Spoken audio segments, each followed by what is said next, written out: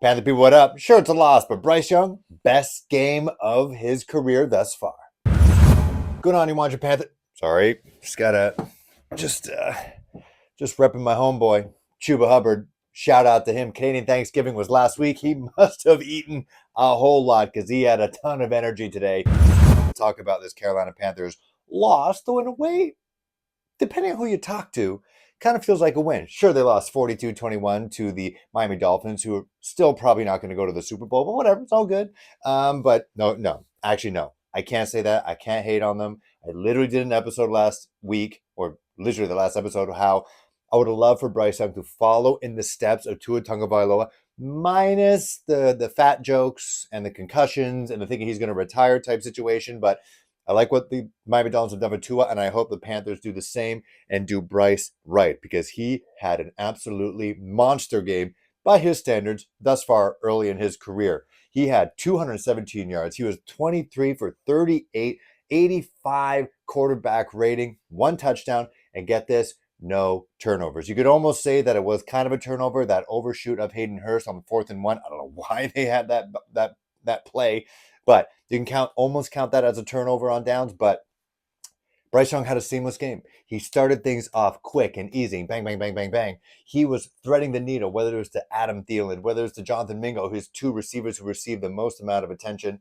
Adam Thielen, again, doing what he's got to do. 115 yards receiving. He had 1 touchdown, average 10.5 yards per catch. And then DJ Chark, 3 catches for 26 yards, no touchdowns, but he had some clutch catches there. Tommy Tremble, all of a sudden. I don't know why Ian Thomas is on the field, but no disrespect to him. He's one of the leaders for sure. He's a great locker room guy, good blocker, reportedly. But Tommy Tremble, he's kind of like a menace to society. He's kind of that wild card guy. He's kind of wild. He hurdled a Miami Dolphins defender. Everyone's talking about Raheem Mostert doing it, but Tommy Tremble did it first. But he's been kind of catching fire a little bit the last couple of games. And then, of course, Jonathan Mingo, 2 catches, 21 yards. I thought he looked pretty solid as well. There was 1 catch that he had where he refused to go down. He tried to move the chains. He did exactly that. But again, Bryce Young distributing the ball. And I thought he looked calm, cool, and collected. That touchdown to Adam Thielen was a thing of beauty. Over 3 defenders, capital A anticipation. If you want to watch the QB school, I basically just ripped that off right now. But I thought Bryce Young looked confident. I think when he was moving around, I think he knew exactly what he was doing. All the sacks that he took were not his fault. There was some middle pressure against Bradley Bozeman. Although I think the offensive line did okay today. I thought Bryce Young was decisive. I thought he was not aggressive, but I thought that he had pinpoint accuracy. Again, 23 for 38. Normally you don't want him passing that much, but it kind of was a shootout game a little bit by halftime. But I thought Bryce Young did great. And I think Josh Norris, who is a soft Panthers fan. He worked with WFNZ as an intern, and I think he had a job as well, but he's not watching. He doesn't care what I say. But he did say, and he was kind of saying it tongue-in-cheek, but Bryce Young's connection with Adam Thielen, who's 33 years old, clearly our wide receiver 1. I thought he was going to be a move-the-chains guy. I thought maybe Terrace Marshall or Jonathan Mingo might be able to take that, but obviously that's being me being too enthusiastic, too optimistic. But he basically said that all you got to do is find 3 wide receivers that have the same production value as Adam Thielen, 33-year-old Adam Thielen, and then Bryce Young will cook. That is not too, you would think that's not too difficult to come by. Whether it's someone like a Hollywood Brown during the trade deadline who would maybe put Bryce Young over the top in terms of finding somebody who has that speed he can throw to. If he can find Adam Thielen over 3 defenders and continuously find Adam Thielen, 33-year-old Adam Thielen, this is probably his last real contract in the NFL. If you can find him for, I don't even know how many consecutive games it was, but he's now had a couple games now over 100 yards. This one 115 and a touchdown. The longest for 27, 13 targets. If you can just find, like a Hollywood Brown type, I don't think it's going to happen, but like a Jerry Jeudy type, and then draft a burner, someone who has precise routes right now, someone who basically guys who aren't the same as the current wide receiver group we have now, who I've said 1,000 times now, they're all kind of have the same superpower. And Adam Thielen has the strongest, most potent of that superpower, but everybody else, they're all kind of the same. Big body wide receivers who can't really move that well. There's actually a great graph out there. I will credit the guy later in an episode, but I'm trying to be as seamless as possible right now. But he basically gave a separation chart between the Carolina Panthers wide receivers and the Miami Dolphins wide receivers. And The further out you are, the bigger the graph is. And Adam Thielen had the most amount of separation in all the Carolina Panthers wide receivers. But if he was on the Miami Dolphins, he'd be one of the lowest. And no, I think he was like around 2 yards of separation, average, maybe a little bit under than that. The rest of the guys, like little guys like Laviska Shenault, zero separation. They're just not quick like that. They're not quick like that. That's why Laviska Shenault is so great in the backfield. He's a tough physical runner. Probably paid for it today. But the rest of Miami Dolphins offense, they might not be as their wide receivers might not be as big and tough and look good getting off the bus as the Carolina Panthers, but they get separation. And then we have seen when Bryce Young gets guys open, he's going to hit it on the money every single time. So that's what you need. The name of the game is separation. Carolina Panthers not getting that. Side note, Laviska Shenault has a high ankle sprain. X-rays are negative. They're going to get a second review on that. That's what Tom Pelissero just reported. Luckily, the Panthers have a bye week, so he's got an extended period of time to take that to get that body right. It's unfortunate because I thought he looked good in the offseason. Looked like he trimmed down. I said last year he looked a bit chunky, a little bit, trying not to say fat jokes, but he looked a little inflexible. And then he ended up hurting himself by that one huge game that he had on Thursday Night Football. So hopefully he gets right. But anyways, we've seen what Bryce can do, as Josh North said, with a capable wide receiver.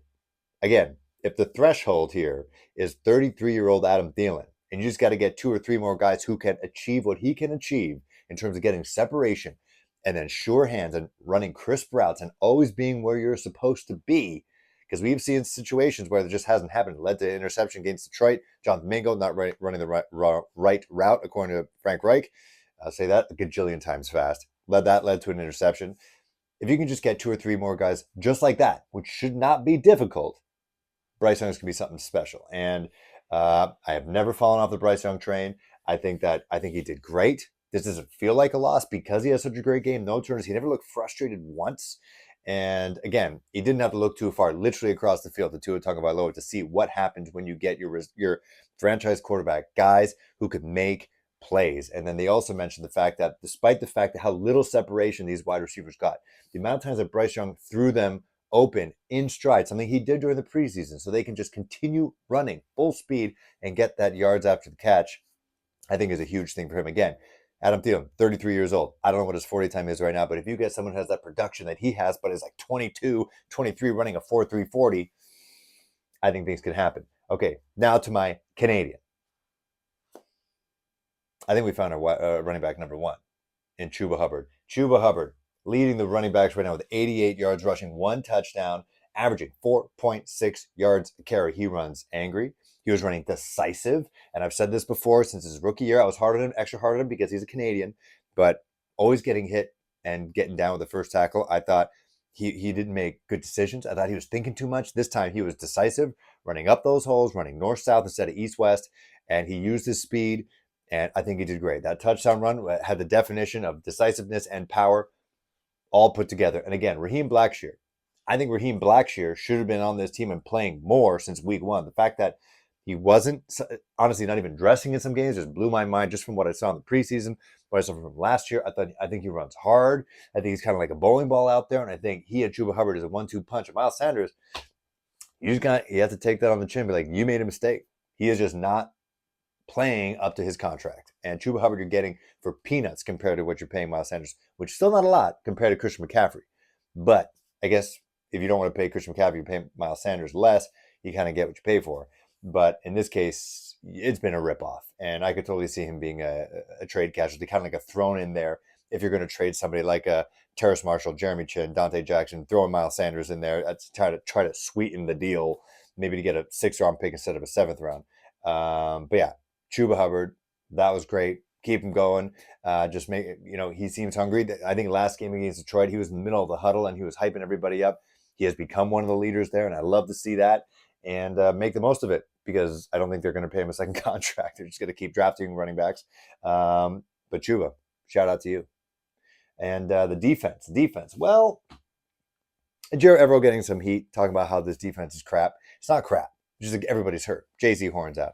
You got your leader, Shaq Thompson's out. You got Brian Burns, who's getting double teamed every single play. Justin Houston's not putting his end of the bargain. You could double team Brian Burns and know that Justin Houston's not going to do much. So the pressure's not really there. Derek Brown's doing his absolute best. Nice swatted pass today. I thought some of the backup cornerbacks are doing just fine. Troy Hill with the pick six and garbage time, but still good for him. Just build that confidence.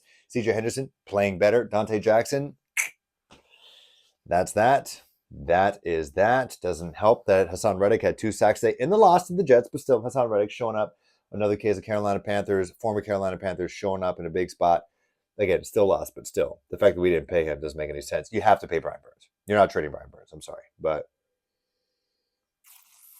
I thought the defense is doing what it had to do. CJ Henderson just shouting him out, leading the team with tackles, 8 solo tackles. I think he did pretty good. He didn't get burned by Tyreek Hill, so shouts to him.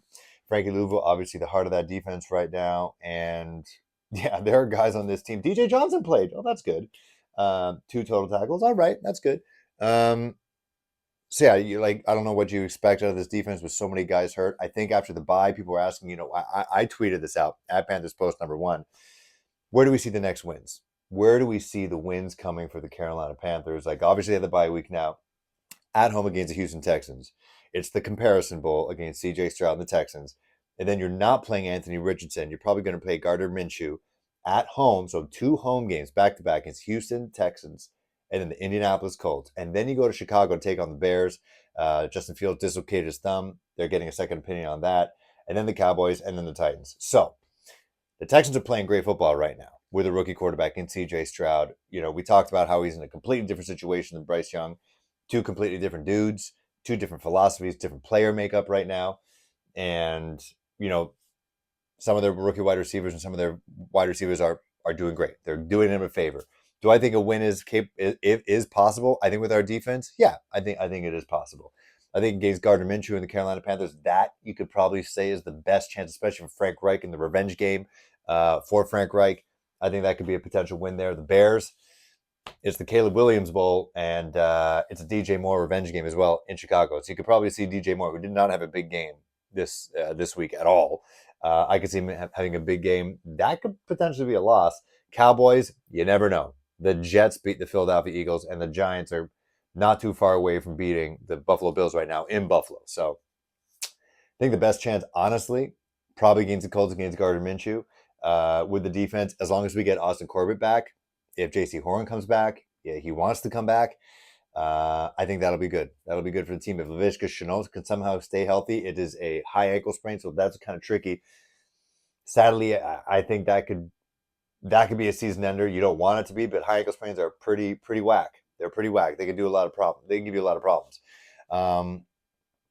So yeah, those are my thoughts on this game. I think maybe the losses don't hurt as much because I know we don't have like a Sam Darnold, a Teddy Bridgewater, someone we know is not going to be here forever, but we have a guy in Bryce Young who shows with the cast of wide receivers that we have right now. Like someone tweeted out earlier today, I can't believe we are a team that had CMC, Luke Kuechly, DJ Moore, Greg Olsen, Samuels, and then here we got Adam Thielen. That was the end of the window. That was the Super Bowl window, the remnants of the Super Bowl window. We didn't capitalize on that. You didn't win a Super Bowl. Guys end up wanting to get paid. You got to start paying other guys. You got to let people go. That's how it happens. Teams have transition. You can't keep those guys here forever. It'd be awesome, but it just can't happen. And the window starts now. It's not even open. It is still closed. They got the latch on, but you got Bryce Young. At least you got Bryce Young, who is showing us, even with a 33-year-old Adam Thielen, he can still ball out when he wants to. But if you had more guys like that, more help, you had your starting offensive line intact. Still don't have Brady Christensen. You don't have Austin Corbett. You surround them with talent. The same way Tua Tagovailoa, who is in the MVP conversation right now, right?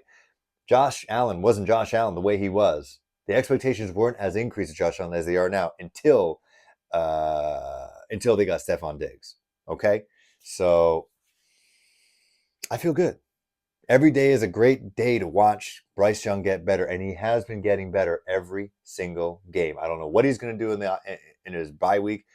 I want him to relax, but I also don't want him to relax. I want him to maybe get drunk or high or something just to relax a little bit, but just for a day, and then get right back into the grind. And I think it'll be great. You got 2 weeks to scout your boy, CJ Stroud. that's going to be an emotional game. So yeah, let me know what you think about this game. Let me know what you think about Bryce Young and the team. Am I delusional? Probably am, but that's why we're fans. See you guys soon. Hopefully between now and the game against the Houston Texans, have a couple collaborations with a couple Panther fans, Panther YouTubers, and try to break this team down, how to make it right. Back to you guys. I don't know why I said back to you guys.